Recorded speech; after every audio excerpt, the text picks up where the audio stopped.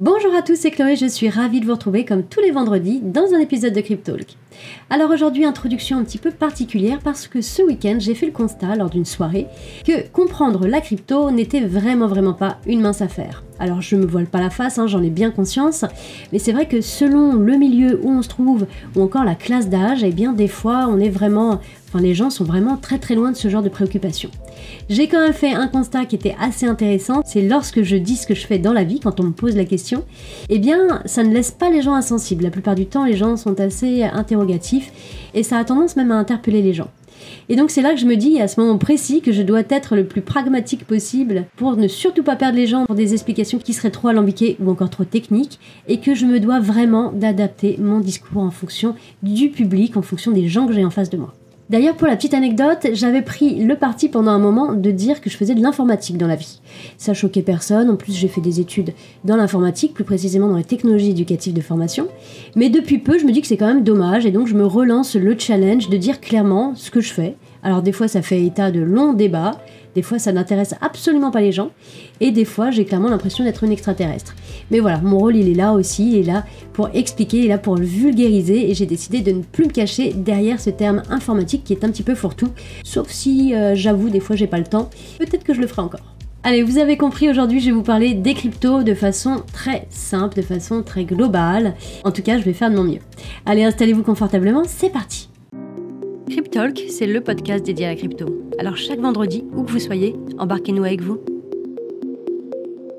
Alors vous avez très certainement déjà entendu parler de Bitcoin, Ethereum ou encore de d'autres crypto-monnaies, en bien ou en mal, peu importe, en tout cas vous en avez très certainement déjà entendu parler. Mais qu'est-ce que c'est exactement ? On va commencer par là, on va commencer par voir ensemble ce qu'est une crypto-monnaie. Une crypto, c'est essentiellement une forme de monnaie numérique, comme de l'argent en ligne d'ailleurs, et si vous faites le rapprochement avec votre argent, et on est d'accord que si vous ne faites pas de retrait et que vous n'avez pas de cash en main, vos euros ne représentent finalement que des lignes sur votre compte bancaire. Et ce qui va rendre cette monnaie si spéciale, c'est qu'elle utilise une technologie appelée la blockchain. Pareil, j'imagine que vous avez très certainement déjà entendu le mot blockchain. Alors comme ça semble compliqué, mais vous allez voir que c'est pas tant. Et puis finalement, j'ai envie de dire, vous n'avez pas forcément besoin de connaître toute la technologie derrière pour pouvoir l'utiliser. C'est comme Internet, je suis pas sûre que tout le monde sache exactement comment fonctionne Internet, alors que vous avez tous un smartphone dans vos poches avec Internet embarqué dessus. La blockchain, vous allez l'imaginer comme un grand livre public numérique qui va enregistrer toutes les transactions. Chaque transaction est appelée un bloc, et chaque bloc va être connecté à celui d'avant. Du coup, c'est ce qui va former une chaîne de blocs, d'où le nom blockchain. La blockchain, il faut se dire que c'est quelque chose de sûr, c'est quelque chose de transparent et c'est quelque chose qui est totalement décentralisé. Maintenant que je vous ai parlé de la blockchain, je vais vous parler de la première crypto-monnaie la plus connue qu'on appelle Bitcoin. Bitcoin a été créé en 2009 par un pseudonyme qu'on appelle Satoshi Nakamoto. Alors à l'heure d'aujourd'hui, on ne sait pas qui c'est d'ailleurs, on ne sait pas si c'est un individu, on ne sait pas si c'est un groupe d'individus, on ne sait rien derrière ce pseudonyme, si ce n'est qu'il a créé Bitcoin et c'est déjà bien assez.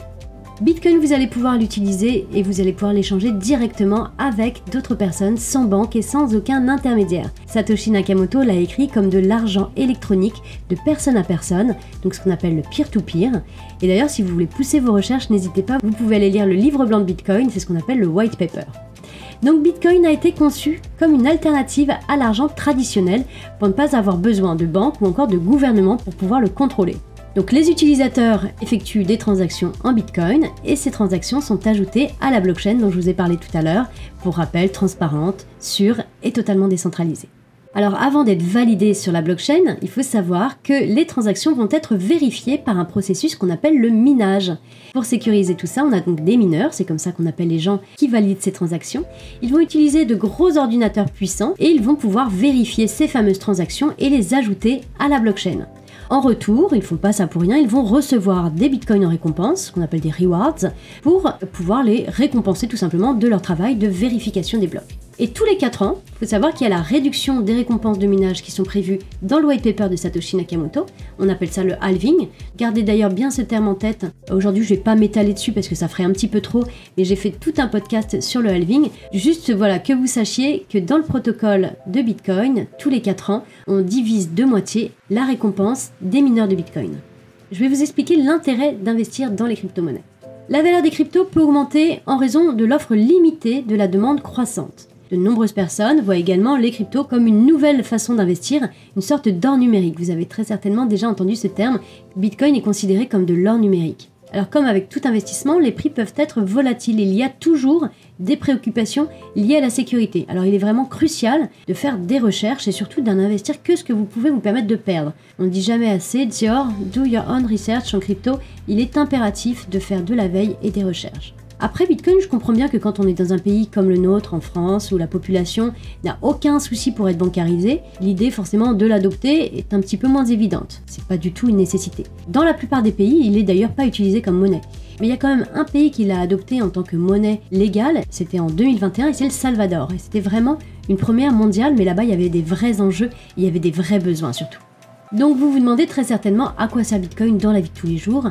Eh bien Bitcoin permet de réduire les inégalités à plusieurs échelles. Il faut savoir que de plus en plus d'entreprises reconnaissent le potentiel de Bitcoin en l'adoptant comme moyen de paiement et du coup en le considérant comme une vraie alternative aux monnaies traditionnelles, malgré le fait de sa volatilité. Et ça c'est vraiment un témoignage de la croissance exceptionnelle de cette crypto-monnaie et de son impact croissant sur l'économie mondiale. Il faut savoir que 51% quand même des jeunes adultes font davantage confiance à Bitcoin plutôt qu'aux grandes banques. Je vais vous donner quelques datas chiffrées pour que vous puissiez vous rendre un petit peu compte de l'adoption ces dernières années des crypto-monnaies. Donc d'après une étude qui a été réalisée par KPMG en partenariat avec l'ADAN, en 2023, il faut savoir que près d'un Français sur 10 déclare posséder des cryptos. Et à titre de comparaison, seulement 6,6% des Français possèdent des actions. Donc le parallèle est assez intéressant. Et vous avez 26% des interrogés qui annoncent vouloir acquérir des crypto-monnaies dans un futur proche. Donc comme je vous le disais tout à l'heure, l'adoption est vraiment bien en marche. Après, c'est pas simple à comprendre, je vous l'accorde, mais quand on commence vraiment à s'informer sur le sujet comme vous le faites aujourd'hui en écoutant ce podcast, c'est vraiment passionnant. On se rend compte qu'il y a une vraie révolution qui est en marche et que la technologie qui est derrière est vraiment dingue. C'est comme Internet finalement il y a quelques années, comme je le disais tout à l'heure, au début c'était très étonnant, et puis finalement maintenant tout le monde a Internet et personne ne se pose vraiment la question de savoir comment ça fonctionne. Donc vous verrez, la crypto-monnaie dans quelques années, ça sera vraiment pareil. Moi je le vois bien et je peux vous donner un petit parallèle de vie, d'expérience en tout cas. Quand on va sur les salons de type financier pour par exemple les conseillers en gestion patrimoine, ce qu'on appelle des CGP, avant il n'y avait aucun exposant crypto et maintenant on a tout à fait notre place dans ce paysage financier avec ce type d'acteurs. Même les conseillers en gestion de patrimoine viennent à la crypto-monnaie en proposant à leurs clients les actifs numériques dans le but de diversifier leur portefeuille d'actifs. Alors c'est un exemple parmi tant d'autres, mais il y a eu plein de signes forts cette année, notamment avec la validation des ETF, il y a eu le groupe Forge également. Les institutionnels viennent de plus en plus aux crypto-monnaies et c'est plutôt de très bons indicateurs. En tout cas, il y a de nombreuses initiatives qui visent vraiment à renforcer la compréhension de Bitcoin, mais également des crypto-monnaies. Voilà, j'espère que cette brève introduction aux crypto-monnaies vous aura plu. N'hésitez pas à continuer à faire vos propres recherches et sur notre chaîne, vous avez plein de sujets passionnants sur la crypto-monnaie à découvrir. Moi, il me reste à vous souhaiter un très bon week-end à tous. N'hésitez pas surtout à liker, partager et mettre en favori si vous êtes sur une plateforme de streaming. Petit rappel pour tous les utilisateurs de la plateforme Filmining, si vous êtes client Filmining, vous pouvez profiter de notre offre de token pour notre projet Wiggle, notre service de paiement crypto-euro. Vous bénéficiez d'un tarif préférentiel et pour savoir si vous êtes éligible ou non, rien de plus simple, allez sur wiggle.fr, rentrez votre adresse mail et vous allez être vite fixé. Voilà, n'hésitez pas à nous rejoindre, cette vente privée est disponible pour vous jusqu'au 3 mars inclus. Je vous dis à la semaine prochaine, en attendant prenez soin de vous, ciao ciao.